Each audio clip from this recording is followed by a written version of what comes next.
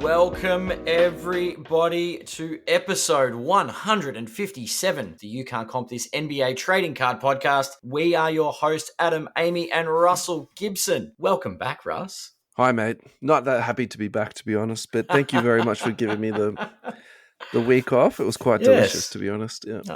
Glad you got your time off. I had some lovely banter with friend of the show, Joe Fu. Yeah, he did a good job, you two. Held it down.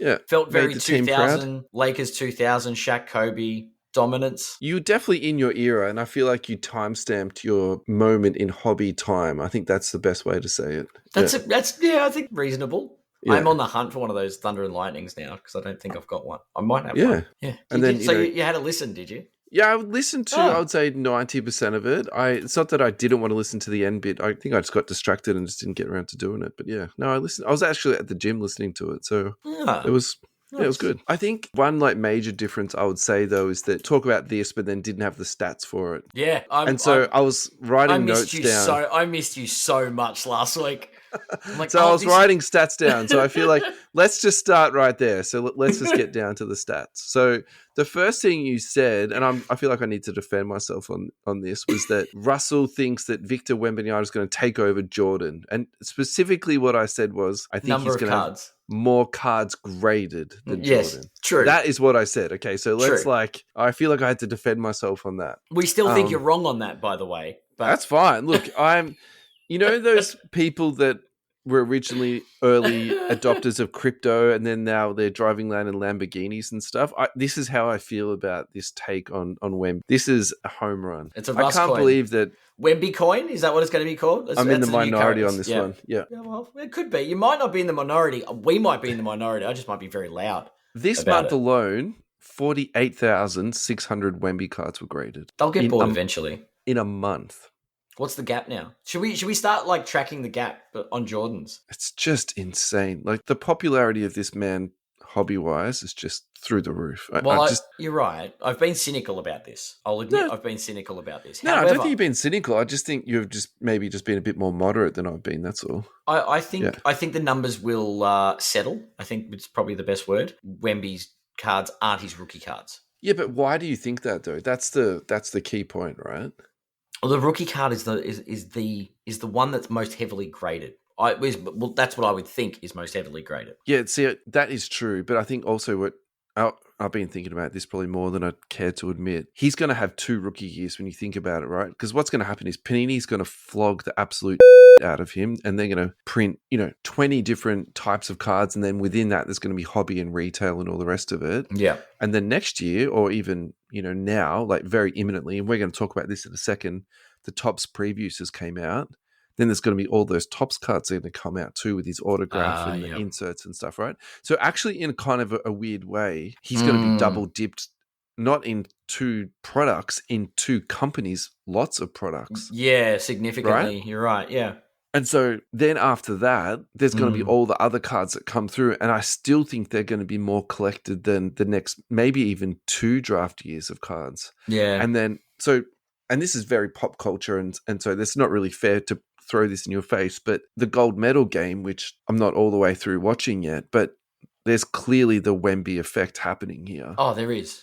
Yeah. And you could even hear in the crowd, the buzz around, of course, all the big dogs, but there was buzz around Wemby too. This guy is popular, Yeah. And so I think that does translate into our space, which is, the hobby space. So yeah, no doubt. I just think that the gap between him and Jordan is so great. People aren't going to stop grading Jordans. I just think the gap's. I don't doubt that he'll be top 5. If he continues the way he's going, he's going to be an all-time athlete. But the thing is, once you get to 5, you're pretty much 3rd or 2nd. There's not that much gap between 2nd and 10. If he gets over 1 million cards graded, he's in 2nd, right? Yeah, understand that. It's a funny list. It's kind of I don't see Jordan being overtook. That'll probably be the other reason why I feel okay about this take too is that I've never had this thought about Ja or Luka. I've never had this thought about Zion. Okay. I've never, really got. And even Wemby himself, I feel like we're being quite moderate on this show about his sort of hobby space. So I think that's my other thing. All right. So then the next thing you're talking about is how many individual cards are for the players. So Oh, Now, yes, I did too. Now, for people at home, this is actually like a really good frequently asked question, and it's a really good sort of education piece. And Ryan, if you are listening from GemRate, you really need to up your education game. So if you go into GemRate, even Card Ladder for that matter, there's actually a lot more information that is available to you that, you know, you may or may not know. So you go to GemRate, then you click on player, and then from there, when you search for a player, it will bring up a lot of information really quickly. And one of the things that you can get from GemRate is the number of cards that is graded. So Wemby's got 1,472. Yep. Shaq has 5,970. So that's what you and Joe were talking about. How many's Wemby's got? Yeah, how many yeah. is Shaq?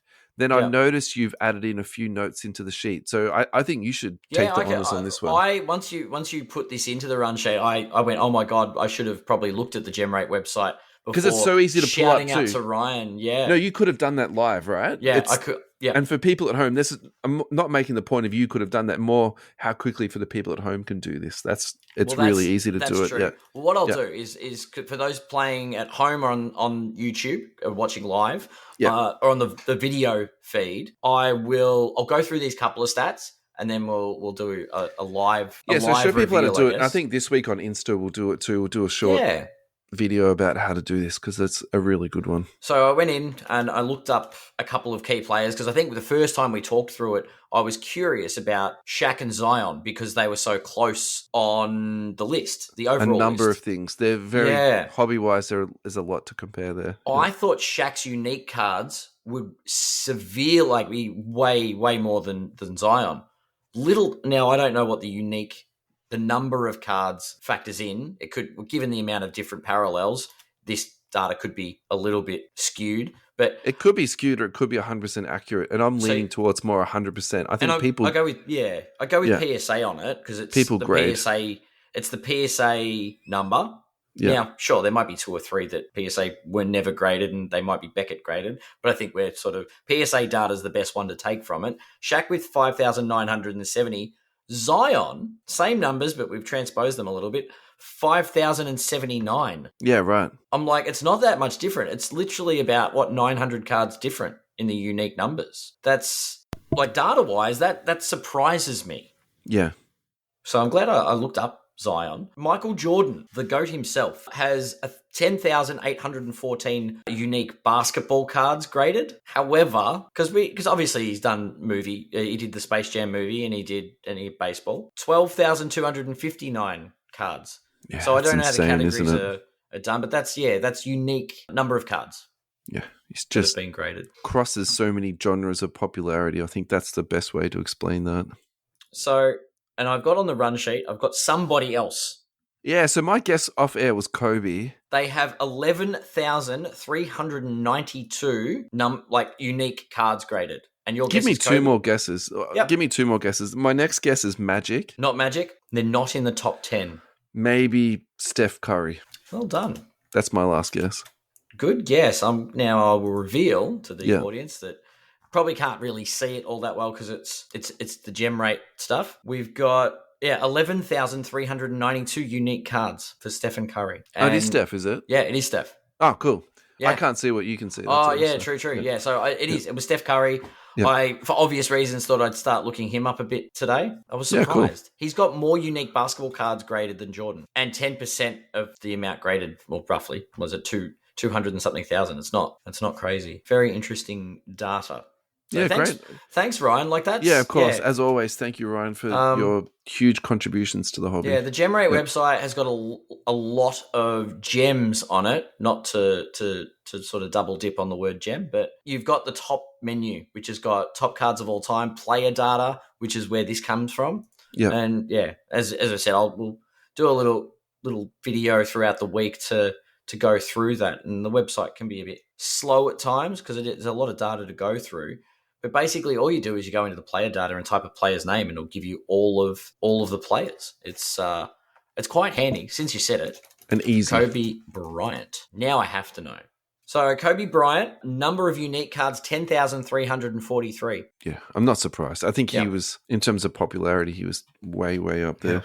Yeah. And you can deep dive and you can do filters into specific years. You can filter by any category, any year, any set in particular.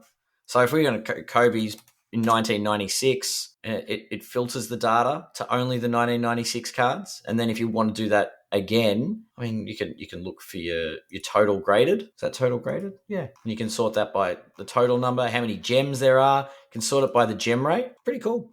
Yeah. A lot of data to play with. As He's I said last week, job. There's lots of data there, and I don't know what I'm going to do with it and what it means, but there's lots of it there. It's amazing. Brian does an amazing job. Yeah. All right. Another piece of useless data for you. 30,049 is our total number of downloads on the podcast, Dad. So we just clicked over 30K. So hooray for us. Excellent.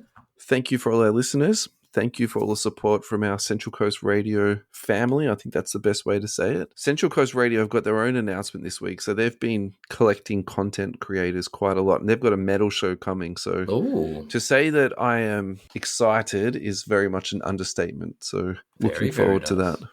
Our own little mini Olympics. That's right.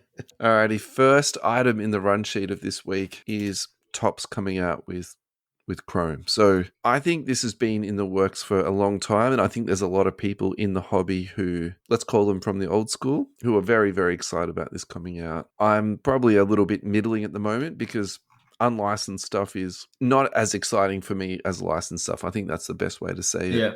You know, I think in saying all of that, though, it's going to be insanely popular, and I think people are going to be wanting this in a very intense way. So LeBron autos are going to be there, Wemby autos are going to be there, and they've done a really good job of picking up people in that sort of mid-tier, you know, some old school veterans.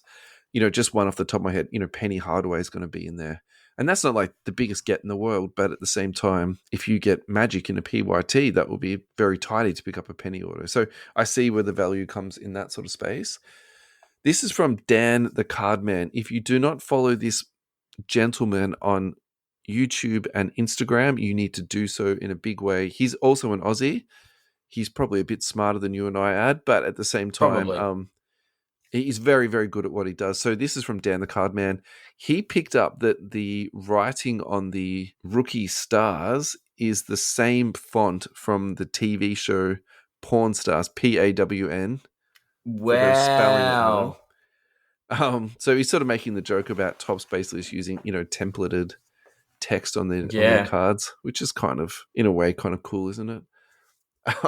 It's interesting where they borrowed it from, though. Well, I think they probably just borrowed it out of Microsoft Word. Like, let's keep it real. I don't think they might have, you know, just as Pawn Stars took it out of Microsoft Word. Yeah, I was going to say it's probably not a licensed font. Yeah. It's not like Star Wars, right? An open source font. Yeah. So, like, you know, like like very recognizable. As a Star Wars is probably a good example of the style of text. Yeah. Or Super Mario Brothers or something like that, where the actual font itself is incredibly recognizable. Yeah. Yeah. I mean, they could have gone Comic Sans. That would have stirred some pots, wouldn't it? That would have really triggered some people. That would have been, exactly. Yeah. There would have been a lot of reporting to social media posts, I'm sure. Inappropriate use of Comic Sans. Maybe we should run a poll. What's the most offensive font? Anyway, Windings. I think at this point, we don't deep dive into this too much more. You know, I think Topps Chrome is coming. People are going to be excited about it. And, you know, let's hold tight until it gets there. I think there's a current lot of collectors that maybe don't have the same excitement level as some of us that have been in the hobby a bit longer, but it's nice to see it back. It is nice to see it back. Look, I think I've made my opinion pretty clear about this. Until I actually see the product, I'm not going to be, you know, jumping to too many conclusions. I think reserving judgment. I like it. I just think Panini have been painted as the bad guy here, but it's actually possible that maybe they're not as bad as Fanatics. You know what I mean? Like the only thing I've seen from Fanatics so far is them doing some pretty dodgy deals, you know, against other companies. And so do you then trust that person with the hobby future, you know, that also has a monopoly? Like, well, you don't have, we really don't have a choice. We don't have a choice in the matter, unfortunately. We don't have a choice, but it doesn't mean that, you know, anyway. It's true. It's true. I know exactly what you're going to get. All right, let's move on. I don't want this to be a poo-poo on Fanatics when they haven't done much yet. So yeah, all right, I'm let's sure go to our they'll first. Do things.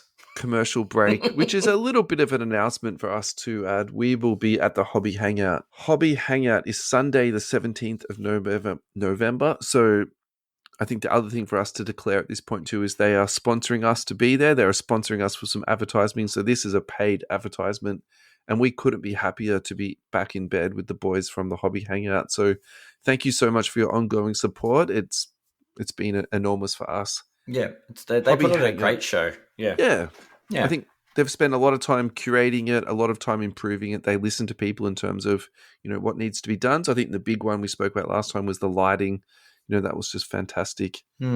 They've also got a early bird pre-sale competition. Go into the draw to win a $500 Hobby Hangout voucher. Each patron will also receive a goodie bag on entry. So that's also new for this year too. So goodie bags for everyone. Everyone loves free stuff. Like, let's be honest about that. Everyone likes Trading goodies. zone, of course, workshops, live breaks. There's going to be a panel. There's also going to be live podcasts. Our name isn't technically under the live podcasting thing, but I think we can reveal that we will be back in live podding. Yep. Whether they allow it or not, no. We're in negotiations for the finer details. We won't be rogue podcasting, I'm sure. The Hobby Australia card and collectibles will be there. So that's Lane and his fantastic 130 point app.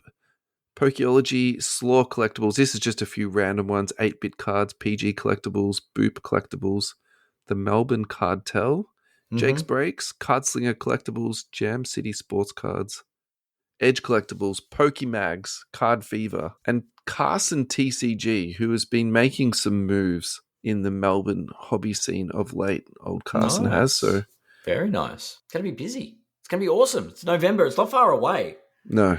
It will be the middle of November in, I say no time, but it's 3 months away. It's not like it's, imminently. Very, very much so. Imminently. We're back.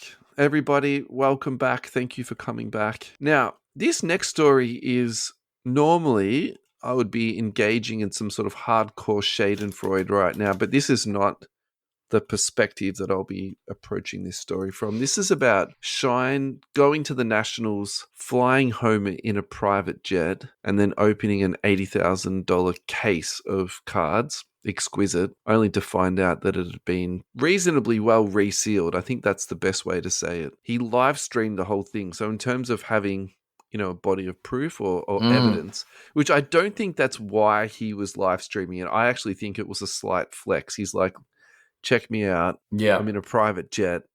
I'm ripping 80K's worth of cards. Now, really interestingly, at the start, people were saying you've been dudded. Then the next sort of wave of comments that came through Twitter was that actually in that Exquisite year, there was multiple years of cards in it. So then people were saying you don't know your product. But then it came back that then when people checked those cards more thoroughly, those particular cards weren't in, even though it was a multi-year thing, they weren't in the checklist. In that checklist, okay. Yeah. So then by the time he got to the third box, he didn't even rip it open. And so fast forwarding, 2 weeks. So because I haven't spoken to you for a couple of weeks now. Yeah. He actually got his money back from the person that he purchased it from. Nice. But it does it does leave a foul taste, doesn't it? Leaves a foul taste, but also too, someone's holding that bag, right? And so who knows, where that person got it from. But interesting, thing about this, and I suppose, this is kind of where I might just change up the sheet a little bit here, Ad. So I think this is probably the perfect opportunity for you. Actually, I'll let you chip in first, and then I'll segue into the next little bit. Oh, look, it's it just goes to show how open we are to exploitation in the hobby. Yeah, and it leaves me with a bit of a bad taste because there are people out there that don't have the best of intentions for the people in this hobby. Yep, that's exactly right. It doesn't sit well with me. And look, I guess the big thing is that people are aware that these things happen and that they report it. They have to. That's the way we protect each other in this community because there is no formal way of regulating it. But making sure that we're educated is definitely one of the ways that we protect one another. I think that is part of it. And I think the other part too is about having sellers that you trust. Yeah. And so where I'm going with that is, so for example, for my sealed, I only purchase from one person. Yep. Part of that is is trust, part of it is laziness, and part of it is I know the service. I know what I'm paying for is what I'm getting, and there's nothing. Yeah. There's no gray in this equation. It's all a very black and white thing. And so if you take that one step further than that, and I've been thinking a bit about this lately. So let's take the name of a card shop in Melbourne that is a fruit, and let's call it Apple Collectibles, hypothetically. Call them strawberries. Strawberry Collectibles. And Strawberry Collectibles over the years have copped a bit of flack here and there for some of the things that they've done that might not have always been perfect for all collectors' opinions, right? Yep. But at the same time, and pricing is one of the things that they've been criticized for, but at the same time, if you go to Strawberry Collectibles, I would say their name, but they're not paying us for advertising. So I'm going to say too bad, so sad for that. But you at least know what you're getting when you're dealing with these people. And I think that's, when you sort of like get down to it and you're not always getting the best deal from them, or you're not always, getting the best price, or, whatever it is that, you're being criticized for, but at the same time, you are getting what you paid for. And I think, how much you value that or whatever price you put it at, in my mind, that value is becoming more and more valuable to me.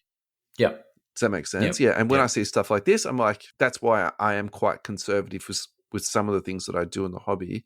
You might be able to get a better price from, whatever guy that's selling it at some delicious price. But yeah, like what actually are you getting, So yeah. You could go to some random, I don't know, market or place to try and find a better deal. And you might find a better deal. Yeah. And I actually wonder, that's what happened to Shine, to be honest. I think he probably bought it off somebody that, might not have been that reputable. Yep. And I actually suspect the person who sold it to him didn't do the scam. They were dealing with someone else who scammed. Do you know what I'm saying? Like, yeah. Secondhand scamming. Like as in was on selling it to try and make, Because he would never get his money back if that dude was scamming him. And I think that's also where this becomes like it's a bit shady sometimes. Yeah.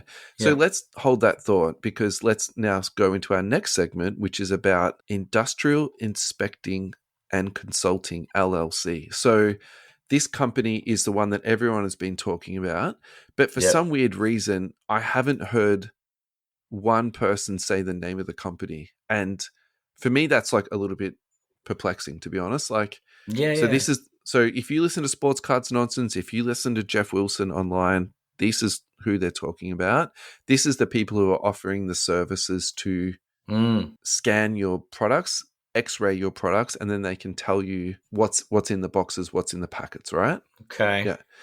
And so what to me is really interesting about this is not only do they have prices online, they also offer you the software for you to look at your own CT scans.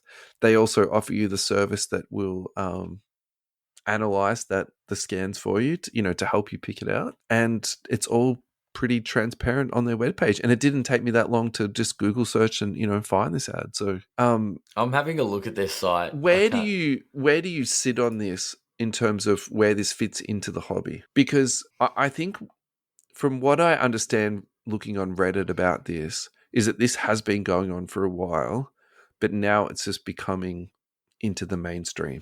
So people have been doing it, but now it's available commercially. I think it's incredibly unethical. But the fact that it's entering the mainstream is just like, it just shows you the lengths that people are prepared to go to. Yeah. To try and defraud the community. Yeah, sure. And to try and get an advantage, an unfair advantage, might I add. So I personally think defraud is, I know where you're coming from when you say that, but I don't think that's probably the right word. So get an unfair advantage. I think that's like the key, right? So, and then from that, then you unpack it a bit more and you say, so what else do people do add to try and get an unfair advantage in the hobby? They weigh packets. Yeah. And then the other big one recently was with Crown Royale. Remember that thing where people, they calculated the serial number and then they knew which one had the kabooms and which one didn't, right? Yeah. So that's the three sort of big ones that, come to my mind. But so let's take pack weighing in first, right? So the people that get the heavy packs think that they're getting a relic card. Yeah. Right? And so in Select Hobby, that doesn't work because there's blockers in it. And there's a few other products that they do stuff like that to sort of even out the odds a little bit. But actually for me, if you're asking me, do I want a heavy pack or a light pack? I'm probably taking the light pack because then I think you've got more chance of getting an autograph in it. And then Yeah, you're okay. more likely to get a numbered card. And I probably think they're more valuable than patches anyway, like in terms of, aftermarket resale. So I think that theory doesn't stand that strong to me. Yeah. The one about Kaboom, I think that's a home run, and you can't argue with that. No matter if I'm trying to be the glass half full or empty, that's a stupid argument. Like those people are just like playing the game, and we're just paying for dud boxes. Yeah. And then this one here, the X-raying and the CT, I'm really in the middle on this. I'm actually not too sure on how this is comprehensively going to change. I sort of put this in the same equation as pack weighing, to be honest, Ed. Like, I'm not really that too sure, like, where it fits in. Yeah. The scanning side of it is just like... If you're spending $75 on a pack to have that scanned, how many packets do you need to scan to get back the return on investment? Like, I think this is the same thing of like, yeah, the bank wins or the casino wins. And I think the casino in this instance is the... Yeah, for sure. It's the CT scanners, guys. So if you send in 10 packets, that's $750. Like, that's before you've paid for your product. How many packets do you need to scan to, get that back? Like, I don't know, man. Like, what would that work on? I'm just going because for those on the vlog, just so you're aware, Russell, I'm on that website. I'm just scanning their case studies and bits and pieces, and yeah, I don't know. For me, it looks suspicious as far as what they're trying to do. They're trying to use technology to get an unfair advantage. There's a Pokemon card scan as well. Yeah, but yeah. So just for clarity, where I sit on this, I don't agree with this, but I'm just trying to objectively analyze how much of the impact on the hobby this is going to have. And so down a little bit in the thing, it says here, Logan Paul, just call us next time. And that's why I thought we could tie this in with Shine. So I actually wonder if this is where it really does come into like really good value. So Shine, so Shine makes an $80,000 purchase, right? Yep. He can scan it, and then they can say, "Oh, actually, this has been repacked," or "Actually, this hasn't got the right cards in it." And I actually think if you're using it for good and you're using it for a proper reason, I think that's the type of thing that it would be fantastic for. Because, like, think about, for example, in the ultra modern game, Prism Hobby from 1819. Like, at some point, that's going to be selling for $5,000, $8,000, $10,000 a box, right? Yeah. Great. Chuck it into a scanner, see if it is legit and everything is like all packed up in it properly. Yeah, fantastic. Then you can get it back. I think that's the type of stuff that, that would be fantastic for. True. If it could be done. Yeah. They've made a statement. They've released... there's a statement on the vlog with regards to the world's first collector card CT scanning service. Yeah. So update as of the 3rd of August. We are aware and working through the moral dilemma of CT scanning sealed collectibles. Yeah. Our objective position is one of scientific ability and data-driven results. It's not our responsibility to determine the ethical positions and choices of others, and we do not accept responsibility for their actions. So it's a bit of a disclaimer for them. 1, we've brought awareness to the entire industry of the existence of these capabilities of this technology. It is up to individuals to make an informed decision moving forward. But that's a cop-out. That is an absolute cop-out. I reckon they've got... If it's a legitimate business, I'm guessing they've got a legal team that's drafted this, or they've tried to do it to have some kind of legal stance. In light of information we've received from industry insiders, we believe companies are using this technology in secret to take advantage of the collectibles market. 3, we are making this technology accessible to everyone rather than just the minority. So we're going to exploit everybody and take their money to do what we know is unethical.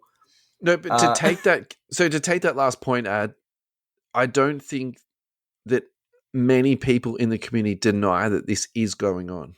Yeah. To take their point, right? So, again, I'm not taking sides here, but I'm just trying to be objective, right? And that is no one out there has said that this is not happening. Yeah. and they're just making the technology available, is what they're claiming. Yeah. They've got we are working on policies to combat deceptive practices, and we're working on partnering with manufacturers to develop packaging security solutions.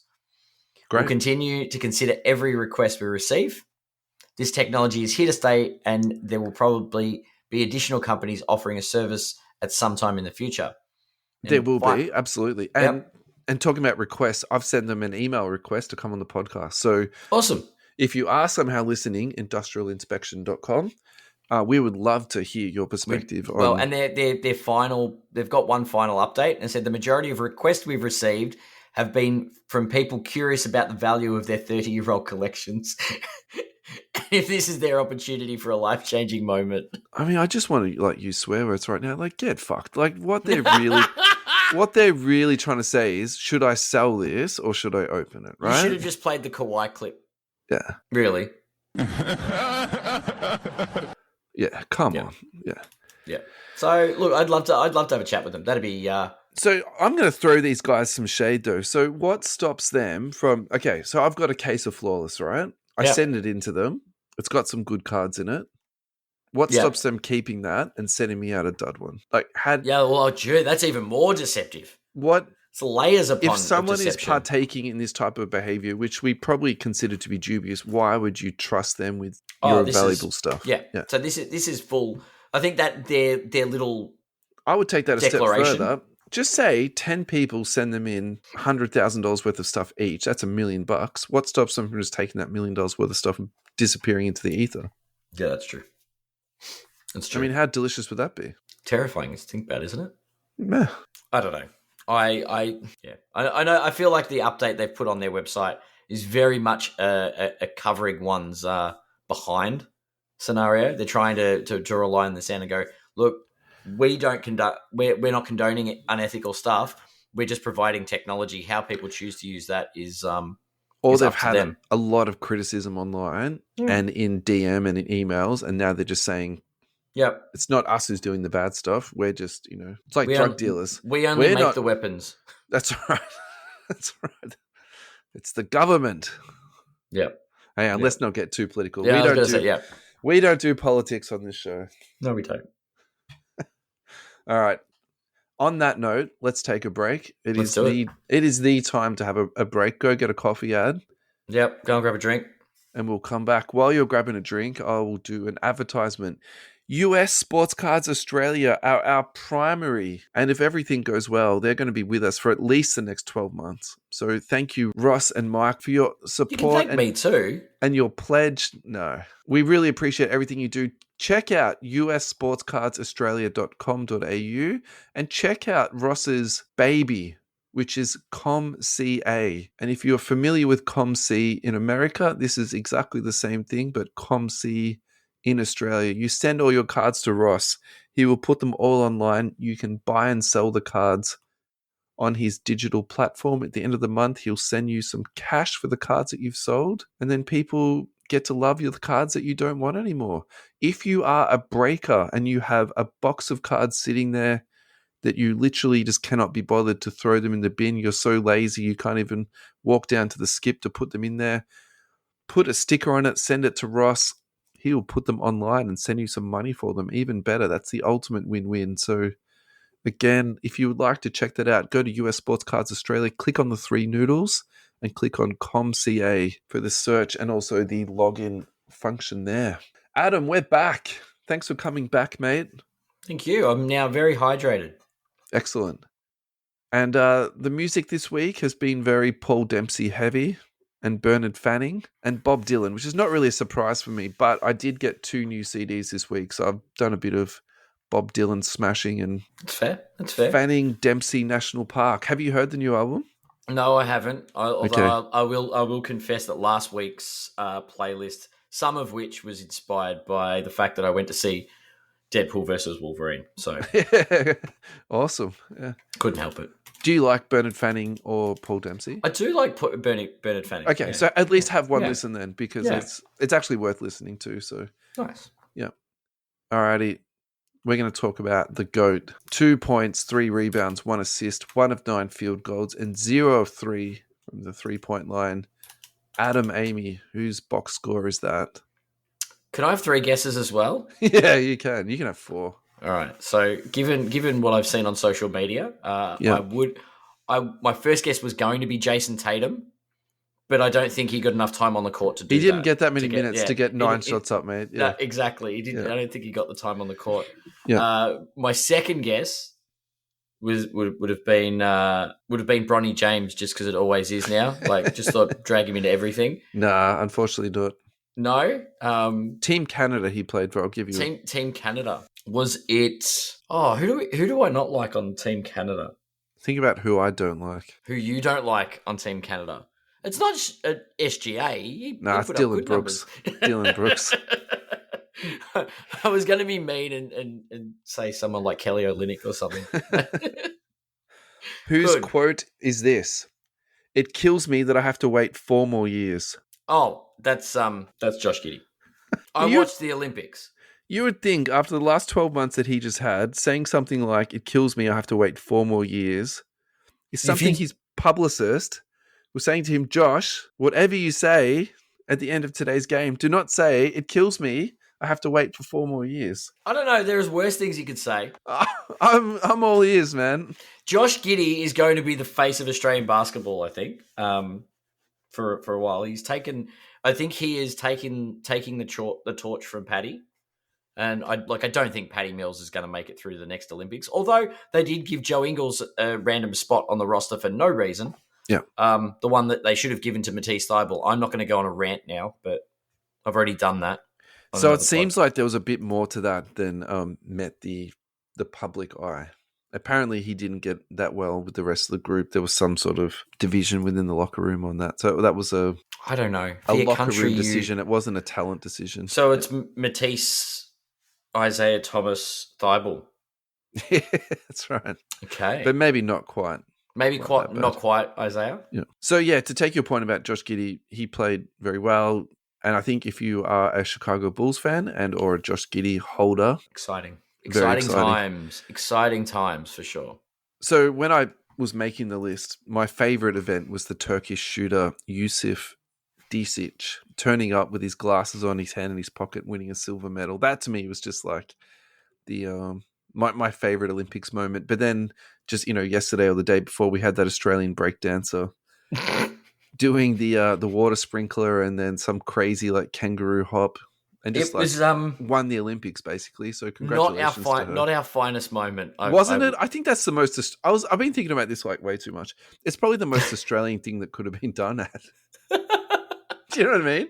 Sending like a mid-30s university lecturer along. It was like, here you go, hold my beer. I'm going to go out and break dance. Who hopped like a kangaroo and did the sprinkler. It just doesn't get any better, really. My highlight in that little patch was the when I was watching the basketball, I flicked over and watched the skateboarding. Yeah, like literal favorite highlights was watching our women and men skateboarders that both won gold. It was pretty good. 14-year-olds, and now she's got a duck. Her parents promised her if she won the gold, they'd buy her a pet duck. Yeah, right. So now they're in the Yep. Oh well, be careful what you promise your children, I guess. That's right. Yeah. It wasn't an elephant, I suppose. I don't know. It was more entertaining watching the skateboarding than it was watching the Aussies, though, the other night. Anyway, not bitter about that at all. So I think actually that's the end of my Olympic sort of take almost straight away on that. I've been watching more Summer League replays than Olympics. So I think this is it's a boring take, but the Memphis Grizzlies won the Summer League. Yeah, that is pretty very boring. Comprehensive way, but actually, and what I mean by win, I think in terms of their talent development, and I think also in terms of just, it's really hard to have a competitive veteran team and also a good Summer League team. Like, there's not that many teams that do that. Like, the normal trajectory is the Detroit Pistons will win the Summer League because all their players are young and all of them need development and core time. So, like Cade Cunningham would be there, or Jaden Ivey. Yeah. And so, yep, for sure. So I think that's where I found that really interesting. So for me, the standouts were Scottie Pippen Jr. I think in my mind, he's gone from someone that is an NBA player's son who, without sounding too condescending, a little bit like Bronny James is maybe, there because his dad's there. But now he's gone from someone that, was drafted, then has been playing in the G League and really developed nicely as a player. Like his performance at the G League, I think was fantastic. So I think if you are holding Scottie Pippen Jr., I think that's really good for you right now. And I think you could also start prospecting on this kid too. Watch some summer league footage, see what you think of him. I think his cards are, really cheap, still. So I think that's really good. You're speaking to my soul, Russell. You know I'm a Pippen. I've got to. Now I'm tempted. I'm tempted. Look, I think by his son. Watched a couple of summer league games. He played really good basketball. To the point you like. Anyway, so where I'm going with this though is GG Jackson. That was the other one that I've been personally really interested in. So what we're going to do now is go through a bit of a deep dive on GG Jackson. Nice, and then we can talk some card values. I've got some of that in there too. And so I think the other part of this too is that he's been in my social media a lot. So I was a little bit curious, who is GG Jackson? So hopefully I can answer that question for you.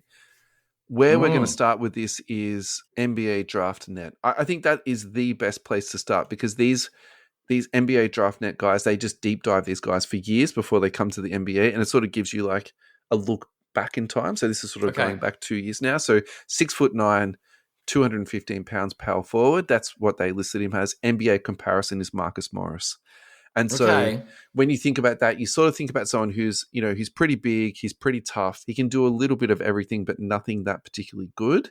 And then when I think about the Morris twins, it's like they're not particularly that good at ball handling and, playmaking, creating is something that they're not that particularly good at. So that's the type of player that he was in college. And it sort of goes through a bit of a talk about that. There's a couple of interesting points in here. Excellent length with a 7-foot wingspan. And that's the thing that's really stood out to me is that his wingspan is to the point where I feel like in the NBA, he can guard 1 between 4. And I think that's where he's really going to have some value in the NBA. Yeah. Interesting, it says in here that he's a really good run and jump athlete. Whereas when I look at him, I think of him more as sort of like a slow plodding. He's not like an Anthony Edwards above the rim athlete. Look, he can definitely get up and dunk and he can get rebounds, but he's more kind of like a below the rim sort of athlete in my mind. Body on body kind of guy. Yeah, that's right. He's definitely a big guy that can do some stuff. So that's where I always like to start. Then the next thing that I'm really interested about too is, where he was drafted. So he was drafted pick 45. So I think, in terms of were you getting some value on this guy, he's a second round pick. So the last sort of 12 months, if you've been picking him up and now he's had a really good show out, that's really good. Yep. And then the other thing that I like to look at too is age. So where you get this information from is you go to NBA.com, you go to stats and players. Yep. Then you sort it out for the 23-24 season. When you click on the age column, it will just sort it out for you. Now, at the moment in the league, there's only a handful of 19-year-olds. Bilal Coulibaly, Cam Whitmore of the Houston Rockets. Bilal, we've spoke about a few times on the show for the Wizards. Dariq Whitehead for the Nets. GG Jackson of Memphis. Noah Clowney of Brooklyn. So they've got 2 really young kids there. And there's a whole heap of, 20-year-olds in there too. So, that's something else that I like to see in a prospect, someone who's really young. So, and the importance of that is that, realistically, if you're 19 in the league, you could still be drafted the next 2 years and you can still make a pretty good argument that there could be still in that draft class. So I think that's where that sort of comes in. Yep. Then the next thing is just watching some video. So I think the thing I spoke about with you is that defending, I think he's really good. I think he's very opportunistic. So I think what that means to me is that he knows where the ball is going to land. Okay. So and he'll just pick it up and do some scoring. Yeah. And he's pretty good on the catch and shoot. So that's what looks pretty good to me. Okay. So let's move into basketball cards. Now, this is the part where I was really surprised about because in my head, I'm like, second round pick. There's not that much going on there. But actually, he's had the 11th most Prism cards graded from the 2023 rookie year, which that really took me by surprise. So he's had 1,080 silvers graded, which I was shocked by that. I can't believe he's had that many cards sent in. Really high gem rate, though, 75% gem rate, which probably means to me that not that many of them have been cracked and regraded because if they're grading that high, I don't think you're going to be doing it again. Yeah, true. Yeah, very true. 807 gems total. And then looking again, this is gem rate stats. So looking at his sort of weekly stats here, It's a very steady rise upwards. So I wonder if this social media influence that I've been seeing of this guy is also reflected in terms of his sort of hobby popularity and stuff like that. So I think where I was initially, I was like, oh, have I uncovered a gem here? But actually, I think what we're going to go on and talk a little bit now is that it's actually probably opposite. We might have missed the boat. So a PSA 10, his last sales on the silver 10s is 100, 100, 100, 95, 90, 99, 105, 95, 92, 93, 114, 104, 110, 99, 95. Now, that seems like a lot. Why am I going through all of that? The thing that I'd like to point out here is that is